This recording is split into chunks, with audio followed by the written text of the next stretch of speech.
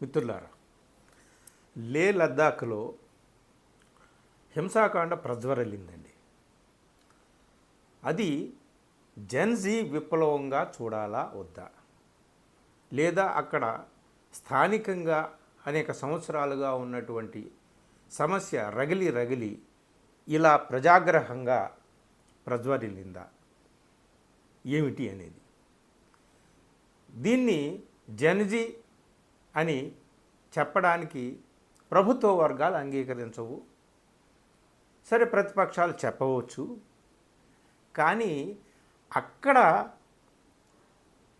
ఈ లద్దాఖ్లో ప్రత్యేక రాష్ట్రం కోసం పోరాటం చేస్తున్నటువంటి, గత కొన్ని వారాలుగా నిరాహార దీక్షలో కూర్చున్నటువంటి, శాంతియుత పోరాటంలో కూర్చున్నటువంటి సోనం వాంగ్చుక్ మాటల్లో చెప్పాలంటే ఆయన ఏం చెప్పాడంటే, ఇది యువకుల అవుట్ బర్స్ట్, యువకులు ఫ్రస్ట్రేషన్తో ఉన్నారు ఇక్కడ, ఇది జెన్జీ విప్లవం అని చెప్పేసి ఆయన చెప్పాడు. ఆయన దగ్గరికి వెళ్ళి అన్ని మైకులు పెట్టారు మీడియా వాళ్ళు. ఈ సోకాల్డ్ గోధీ మీడియాలో మనకు ఇవన్నీ కూడా రాకపోవచ్చు. కానీ what Sonam Wangchuk says about the recent violence in లే లద్దాఖ్ అని కొడితే మనకు వచ్చేస్తుంది అనమాట. సో ఆయనే చెప్పాడు. సో ఇప్పుడు ఇది జెన్జీయా కాదా అనేటటువంటిది మీమాంస ఇప్పుడు మనకు అనవసరం. సరే, అవునా కాదా అనేటటువంటిది చూద్దాం. ఈ లే లద్దాఖ్లో యువకులు ఇంత అకస్మాత్తుగా ఎందుకు తిరగబడ్డారు, ఎందుకు వాళ్ళలో ఇంత ఆగ్రహజ్వాల ప్రజ్వరిల్లింది? ఎక్కడో నేపాల్ మంచు కొండల్లో పుట్టినటువంటి జెన్జీ మంట భారతదేశపు చైనా, టిబెట్, పాకిస్తాన్కి సరిహద్దులో ఉన్నటువంటి మంచు కొండల్లో కూడా పుట్టిందా? ఇది భారతదేశపు ఇతర భూభాగానికి కూడా వ్యాపిస్తుందా ఏమిటి అనేటటువంటిది చర్చ అప్పుడే మొదలైంది. ప్రభుత్వ వర్గాల్లో కలవరము, ఆందోళన కూడా మొదలైంది. ఇది సర్కారుకు పెను మంటగా మారేటటువంటి అవకాశం ఉన్నట్టుగా కూడా కనిపిస్తోంది. ఇది ముమ్మాటికి లే లదాఖ్లో యువకులు సాగించినటువంటి ఉద్యమం అది హింసారూపం దాల్చింది. మనం ముందే చెప్పుకుందాము, హింస పరిష్కారం కాదు ఎప్పటికీ కూడా.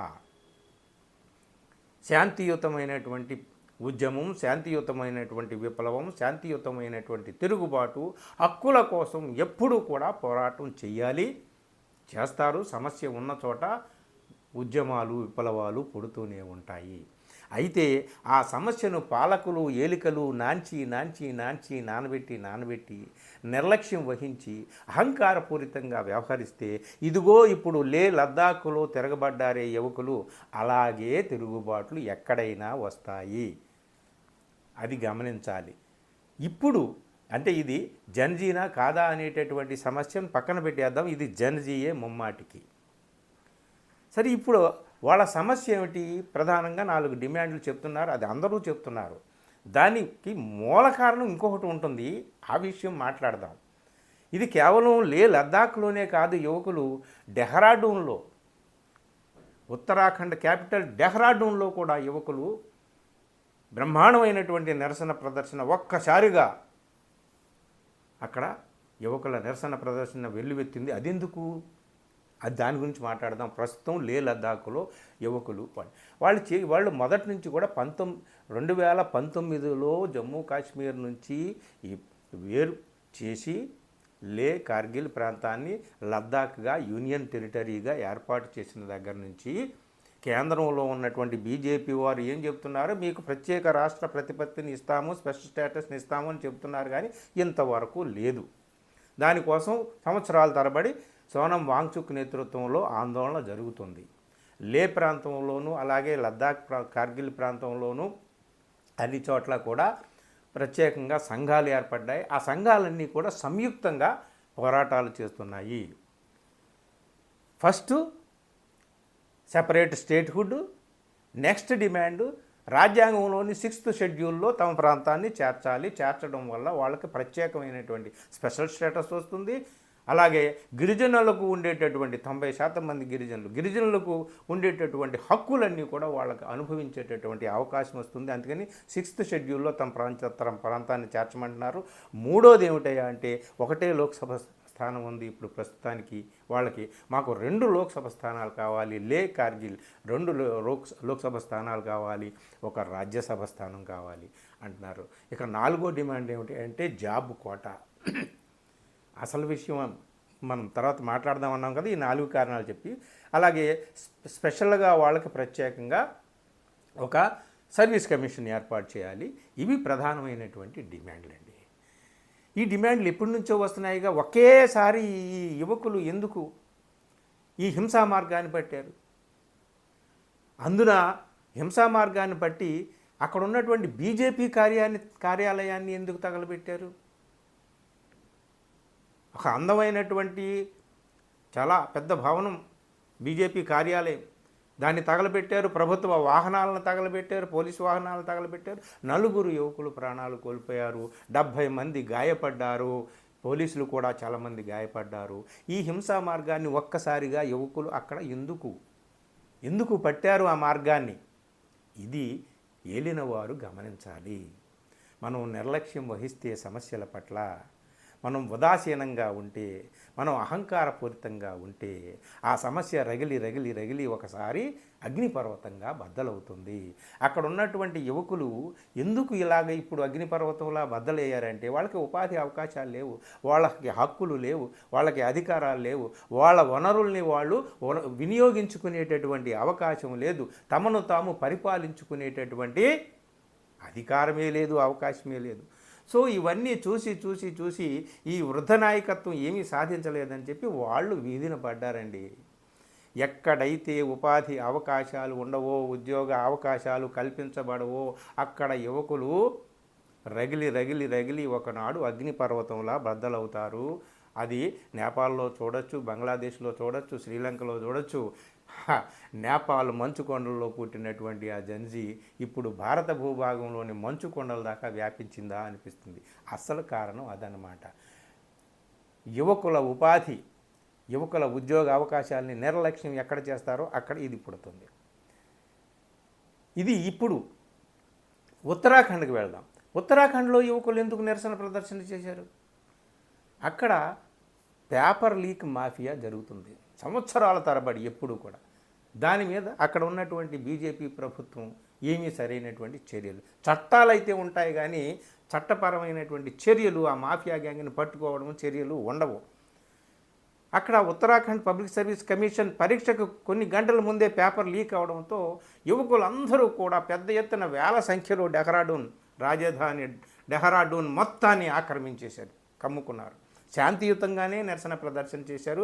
ఆ ప్రదర్శనని పోలీసుల ద్వారా బీజేపీ ప్రభుత్వం అణచివేసింది. కానీ ఇది తాత్కాలికమైనటువంటి అణచివేతే కానీ నివురుగప్పిన నిప్పులా ఉన్నటువంటి యువకుల ఆగ్రహం అనేది ఏ రూపంలో ఎప్పుడు ప్రజ్వరిల్లుతుందో మనం చెప్పలేం. అంటే అటు లే లద్దాఖే కాదు, ఇటు డెహ్రాడూనే కాదు.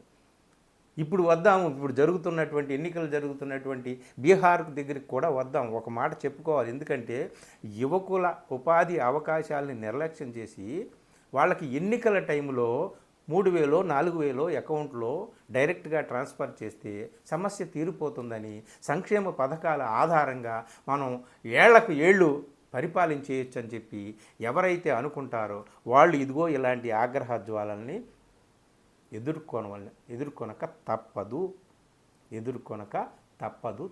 తప్పదు. బీహార్లో 20 సంవత్సరాల నుంచి నితీష్ కుమార్ ఉన్నాడు అధికారంలో ముఖ్యమంత్రిగా. ఇప్పుడు అక్కడ ఎన్నికలు వస్తున్నాయని చెప్పి జూలై నుంచి ఇప్పటి వరకు కూడా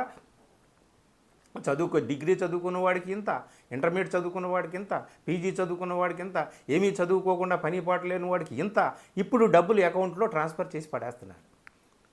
అంటే ఎన్నికలు వచ్చేదాకా మీరు బొచ్చు పట్టుకొని రెడీగా ఉండండిరా యువకులారా, ఎన్నికలు వచ్చిన టైంలో మీకు 4,000 పడేస్తాము, దాంతో బతికేయండి 5 ఏళ్ళు అని చెప్పేసి చెప్పడం కోసమా ఇదంతా? సో యువకులకు తెలివితేటలు లేవా? యువకులు ప్రపంచంలో ఏం జరుగుతుందో చూడరా? వాళ్ళ చేతుల్లో సెల్ ఫోన్లు లేవా? ఈ సోకాల్డ్ మీడియా ఏమీ చెప్పకపోయినా వాళ్ళకి ఏమీ తెలియదా? అంతా తెలుస్తుంది.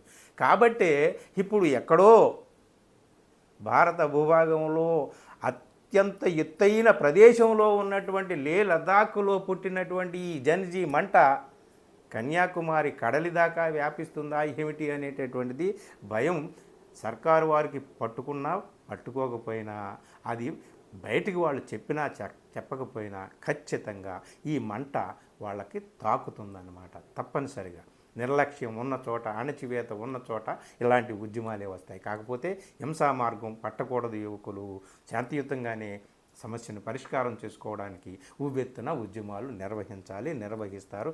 ఇది ఇప్పుడు చెప్తున్నటువంటి లే లద్దాఖ్లో యువకులు సాగించినటువంటి పోరాటం మనకు చెబుతున్నటువంటి గుణపాఠం అన్నమాట. మరి దీన్ని ఇది జనజీవి విప్లవం కాదు, అది కాదు, ఇది కాదని ఎవరు ఎన్ని చెప్పినా, అక్కడ పర్యావరణ సమస్యల గురించి ఎన్ని చెప్పినా, అక్కడ ఎప్పుడెప్పటి నుంచో ఏదో జరుగుతుంది, ఇదంతా మామూలే అని చెప్పినా, ఏమైనా సరే యువకులు చూస్తూ ఊరుకోరు. యువకులు ఎక్కడైనా సరే, ఎక్కడున్నా సరే, ఈ ఖండం ఆ ఖండం అని లేదు, ఎక్కడైనా సరే అవకాశాలు లేని చోట, ఉపాధి అవకాశాలు బతకడానికి అవకాశం లేని చోట ఇలాగే అగ్ని పర్వతాలే యువకులు బద్దలవుతారు. ఇది లే లద్దాఖ్లో మనం నేర్చుకుంటున్నటువంటి పాఠం. నేర్చుకోవాల్సినటువంటి వాళ్ళు నేర్చుకోవాలి. మనం తెలుసుకుంటే ఏమైంది? చూద్దాం మరి ఏలికలు దీనిని ఏ విధంగా అభివర్ణిస్తారో ఏమో. కొంపదీసి రాహుల్ గాంధీ జన్జీ ఈ దేశంలో రాజ్యాంగాన్ని కాపాడాలి, జన్జీ ఈ దేశంలో ఓటు చోరీ జరగకుండా చూడాలని చెప్పి ఆయన ట్వీట్ చేశాడు కదా. సో ఆయనే ఇలా రెచ్చగొడుతున్నాడు, హింసాకాండను ప్రేరేపిస్తున్నాడు, ఇది దేశద్రోహం అని చెప్పేసి ప్రతిపక్షాల మీద, ప్రశ్నించే వాళ్ళ మీద పడి ఏడుస్తున్నటువంటి ప్రభుత్వాలు ఇప్పుడు ఈ లే లద్దాఖ్లో యువకుల తిరుగుబాటును ఏ విధంగా వాళ్ళు అభివర్ణిస్తారో మనకు తెలియదు. కానీ మొత్తానికి అది లే లద్దాఖ్లో జన్జీ మంట మొదలైందండి. అది ఎక్కడికి ఏ రూపంలో ఎలా వ్యాపిస్తుందో చూడాలి. Thank you.